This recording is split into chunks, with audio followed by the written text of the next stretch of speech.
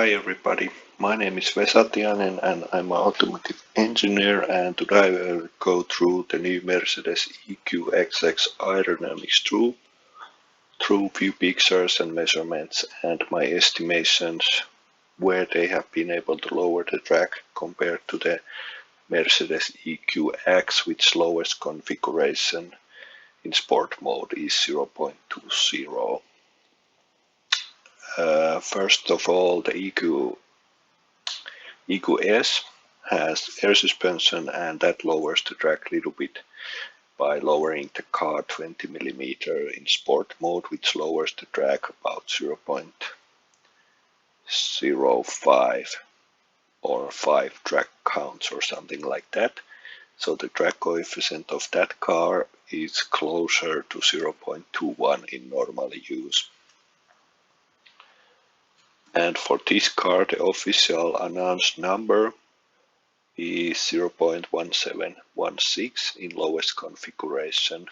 They didn't tell today does the car have air suspension or not, but let's start to go through the details what we know at the moment. So we know the wheelbase is 2.8 meters based on some sources on the internet. So I have scaled the picture here from side silhouette, and there I have after that been able to measure ground clearance, which is 128 millimeter here about. So it's 15-20 millimeter lower than the EQS, so it's already standing at the same ride height about what the EQS is in the sport mode, so it's much lower. And even if this lowers more, you will get about 40 millimeter drops, means 10 drag counts you will get better. So this is now the 50 millimeter lower about, so it's 4 counts lower than the EQS in normal driving mode. So there you get 4 counts savings.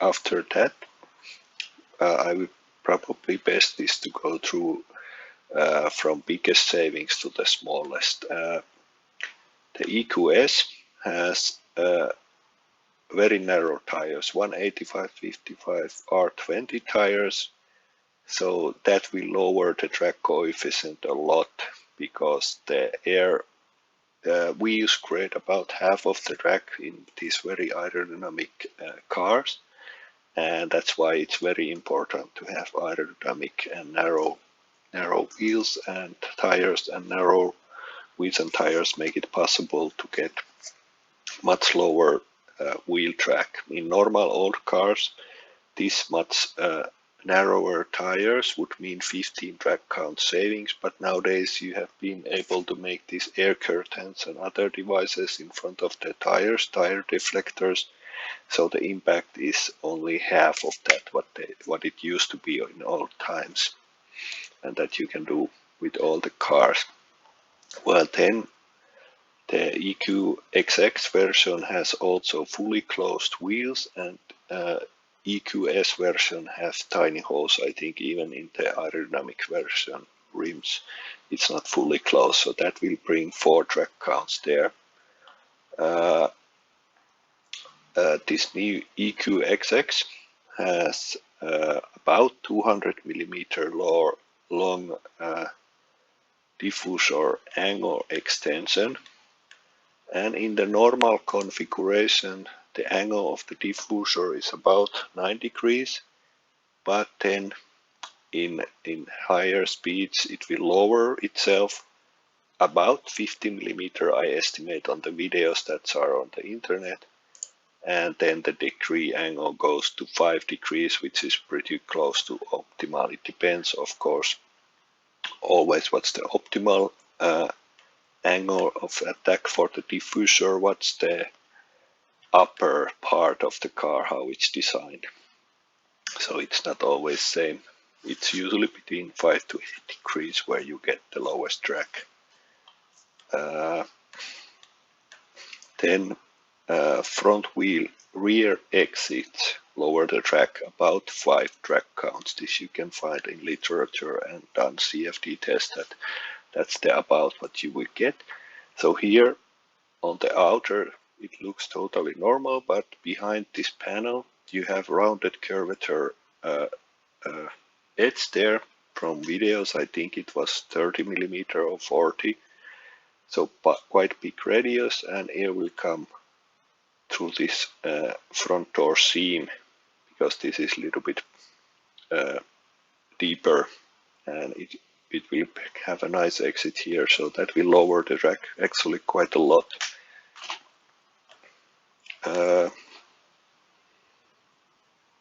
Longer tail are already explained a little bit.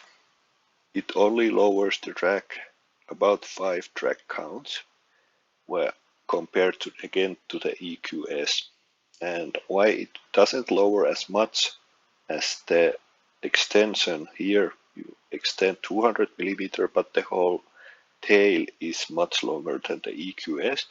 But why it doesn't lower so much drag is because the drag reduction goes exponentially or not proportionally to the length. So if you have here 200 millimeter tail extension, to get the same impact, to reduce the drag, you have to double the distance. So if you put here normally 200, and here you need to put already 400 millimeter longer extension to get the same impact, to get 1 point or 2 drag counts lower. So when the distance here is already for the diffuser much shorter compared to the beginning of the diffuser length, the impact is much higher, and that's why it lowers much easier the drag when you extend the diffuser length more than if you put add extensions here. I hope I make some kind of sense. It starts to be pretty late. Okay. 15 millimeter lower ground clearance we already went through, and the wheel covers, smaller mirror leg, and even the mirror is a little bit smaller. I estimate it's about 2 drag counts what it affects. It also impacts the frontal area, but here we are only talking about the drag coefficients. Here you can, it's like these formula style mirrors, so you have quite narrow the leg of the mirror.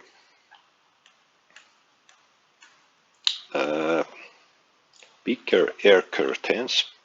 Again, we are comparing to the EQS models, so the impact of these are much bigger, but we are comparing to the EQS model, so there I estimate it's only like 2 drag counts. And windshield corners, these are much more rounder. In the EQS you have quite thick pillars here. I think it might be for sound reasons or rainwater reasons that it's so big, especially here in the A-pillar corners. It's really low.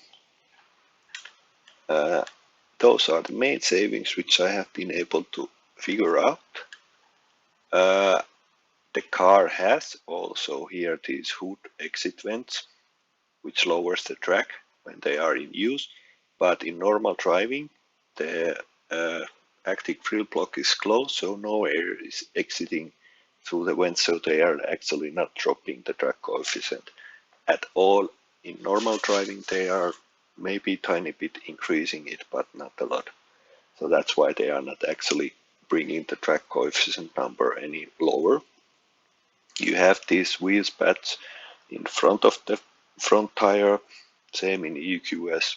These are, I think they look like they are designed like Tesla, so they are sloped like this, about 30 millimeter here and maybe that 10-20 millimeter here. Angle of attack on the bottom side of the car is half a degree, which is known to be close to optimal depending on how your upper part of the car is designed. So CD 0.1716 and how much I was able to get track savings in my rough estimation, 39 track counts. That's a lot. But if you put it on top of this official value, 0.1716, you get 0.2106, which is about the same as EQS car without any lowering. So it was 0.20 about. They haven't announced the official second number of the EQS. They have just rounded to 0.2 before. Today in some sources they already put 10 there. I'm not sure because I would have liked to know that before, but anyway it's close to 0.21. The normal EQS. Those are the main features, how you get the track coefficient down. Of course you could go even more down compared to this. Cool feature what I noticed that the center gaps were brought out a little bit more outer, so that will give little bit convex shape to the wheels. Convex wheels would save also 1 or 2 track counts, so that could drop it a little bit more. On the rear, the optimal diffuser is not straight, it should be a little bit curved, like also on the roofline, to give the best track coefficient figures. So you should start to taper and tighten the curve also there. I won't give any more ideas how to make it better, but there are a few ways which you could drop the track coefficient 0. or basically 10 track counts lower quite easily, which I will test in my electric car soon. Okay, I have put also here a short overlay. So let's look first at EQX. Here is start the roof curvature to tighten, and compared to the EQS, it's now put overlay there, and there you can see this kind of optimal roof curve, and it touches pretty much there to the corner of that tail light. In the EQS, the curvature is much too way tight in the EQS, so that's why you will get a little bit of track savings compared to the EQS on the EQX model, because it's more closer to the optimal shape and it's much longer. Of course, these pictures which I'm using here, you never know, are they in normal aspect ratios or has it changed somehow? Depending which lens you use, it distorts the dimensions a little bit, so it's not very accurate depending on the lens. So you should have the pictures taken as far as possible, then you get better. Like here you cannot see under the car, so this has been shot quite close. In the other EQXX pictures there was also gap here on the perfect curvature, but that's what it is. I hope you liked the video. This was about 4 or 5 hour estimation of the car's aerodynamic and study, so I will get more clearer details when I do some more calculations and estimations of what affects how much. But this is my rough estimation. 0.1716 is really good track coefficient value. From that, it already takes a lot of skills to get it lower, but still in this car, of course, there's potential to make it even lower. But I already like this style much more than make big fat tires, because this has narrow tires and not so much power, 200 horsepower or something like that is more than enough. It's very lightweight, so you get minimal losses on the rolling resistance and stuff like that. So I would really like to see this car to go to production also, because it's much better than luxury vehicles out there at the moment, which weigh almost 1,000 kilos more and have 1,000 horsepower and something like that. Would be cool to test my own parts in this car to make it a little bit better, but I think it's pretty close to optimal where it is, because if you start to think about the design aspects, how to get it lower, it's not so easy. But on the underside, I'm sure there are a few tricks which you could do, which I'm pretty sure they haven't done, which is possible quite easily to do. But hopefully more videos and pictures will come also underside of the car, and there we can estimate is it any better than EQS. Thanks for watching and keep tuning your cars.